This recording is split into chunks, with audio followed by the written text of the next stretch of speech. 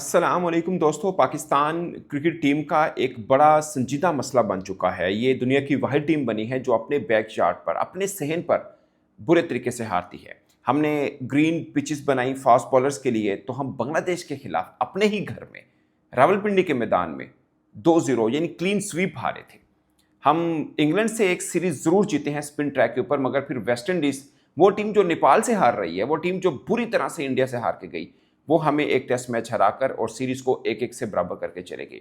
अब south Africa जो last over पे जब आई थी 2021 में, हमने 2-0 से हराया था। अब साउथ अफ्रीका ने स्पिन ट्रैक के ऊपर हमें 1-1 के साथ सीरीज बराबर कर ली और ये ब्राइट चांस था पाकिस्तान के पास कि साउथ अफ्रीका के खिलाफ आप ये क्लीन स्वीप जीत लें। कहीं पर कुछ नहीं दिख रहा था। दूसरे दिन में आप जाके देखिए, आपको लगेगा 204 पर जब आपने 6 आउट कर दिए साउथ अफ्रीका के, साफ नजर आ रहा था कि पाकिस्तान आराम से ये टेस्ट मैच भी अपने नाम कर लेगा। कोई वजह नहीं थी कि पाकिस्तान ये मैच हारता, और इस तरीके से हारे ये तो कोई सोच भी नहीं सकता था।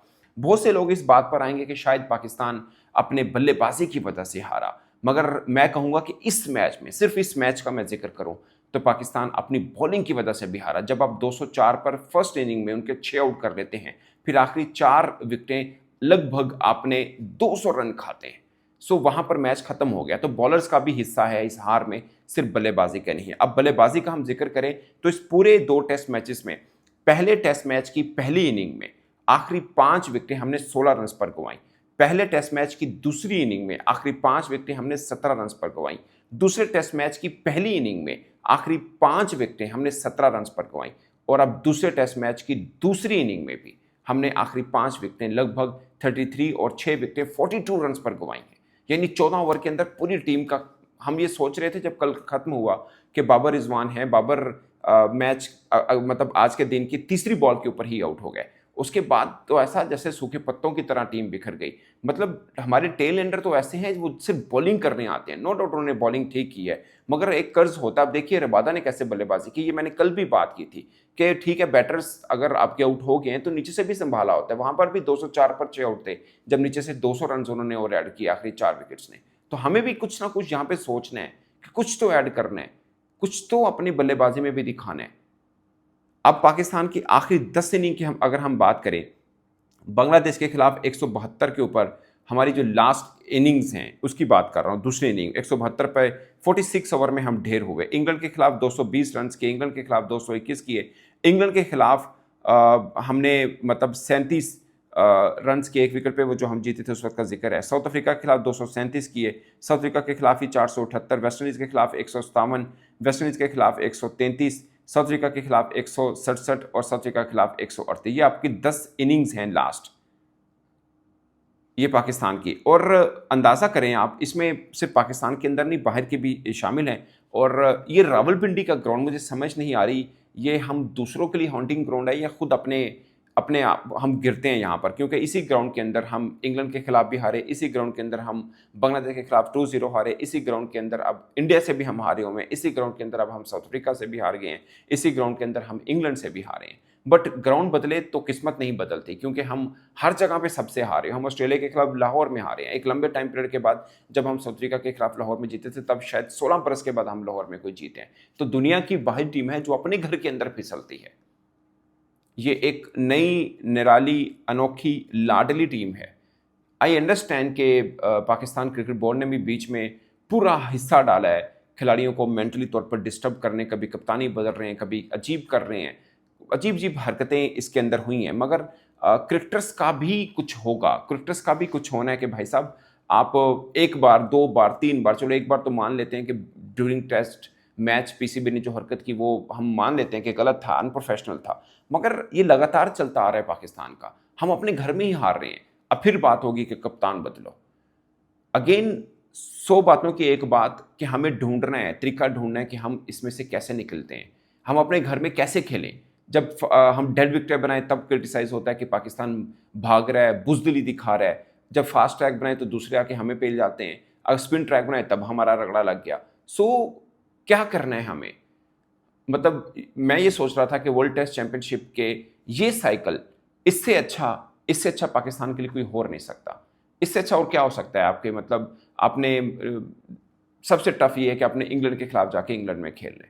और कितना आसान है कि साउथ अफ्रीका के खिलाफ आप अपने घर में खेलें, आपको न्यूजीलैंड के खिलाफ अपने घर में खेलना है, आपको श्रीलंका के खिलाफ अपने घर में खेलना है। बट मुझे अब डर लग रहा है कि अगर साउथ अफ्रीका आपको घर में आके हरा सकता है ना, तो न्यूजीलैंड भी आपके साथ कुछ ऐसा ही करेगा।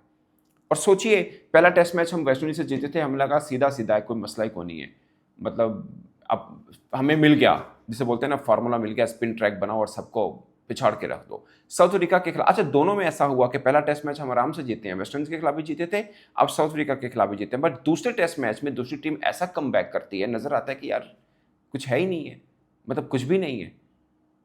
अगेन पाकिस्तान की तरफ से 100 ढूंढ रहे हैं हम स्पिन ट्रैक के ऊपर, तो ये खामी हमें सिर्फ वाइट बॉल के अंदर नहीं है या डायरेक्ट T20 के अंदर नहीं, ये टेस्ट के अंदर भी बनी है कि पाकिस्तान के अपने बल्लेबाज स्पिन ट्रैक के ऊपर, यानी दूसरों को तो जो फंसाना है वो बात की बात है, वो फिर भी खेल जाते हैं, हमारे अपने बल्लेबाज स्पिन ट्रैक के ऊपर फंस रहे हैं। हार्मर ने फर्स्ट क्लास के अंदर 1000 विकेट्स ले ली हैं, वो पहले टेस्ट मैच के अंदर मुतसामी थे, वो 11 ले गए थे, दूसरे टेस्ट मैच के अंदर हार्मर हैं वो 8 ले गए हैं। सो स्पिनर ही हमें आके, मुझे याद है जब हम रावलपिंडी में हारे थे, हालांकि वो फास्ट ट्रैक था जब बांग्लादेश से हम हारे थे, मगर वहां पर मेहदी 7 विकेटें पाकिस्तान के खिलाफ ले गया। सो स्पिन हमारे खिलाफ आके ऐसे विकेट्स ले जाते हैं जैसे कभी कभार हम गोरों को फंसाया करते थे स्पिन ट्रैक के ऊपर, हम खुद फंस रहे हैं।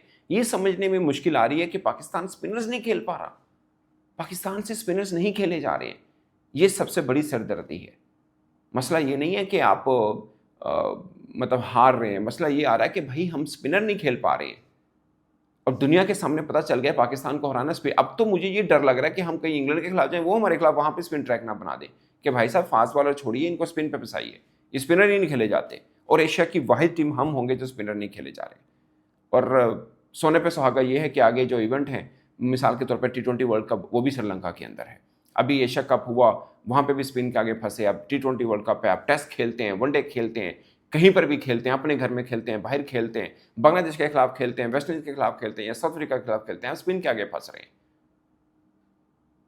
और कौन सा बल्लेबाज आप टीम के अंदर लेके आए, मतलब बाबर खेल रहे हैं, रिजवान खेल रहे, पहले T20 में तो ये था ना बाबर रिजवान नहीं है, वो टेक्निकली अच्छा खेलते हैं, बाबर रिजवान भी खेल रहे हैं, और अब टेस्ट फॉर्मेट है, सलमान आगा भी खेल रहे हैं, आपने साथ साथ। अब एक चीज़ और नोट कीजिए, साउथ अफ्रीका के पूरे 6 बल्लेबाज हैं पूरे, बाकी 5 रेगुलर बॉलर, जिसमें 2 मैक्रो जॉनसन और रबादा उनके हैं फास्ट बॉलर, और 3 उनके स्पिन है, मुतसमी हैं, हार्मर हैं और महाराज हैं।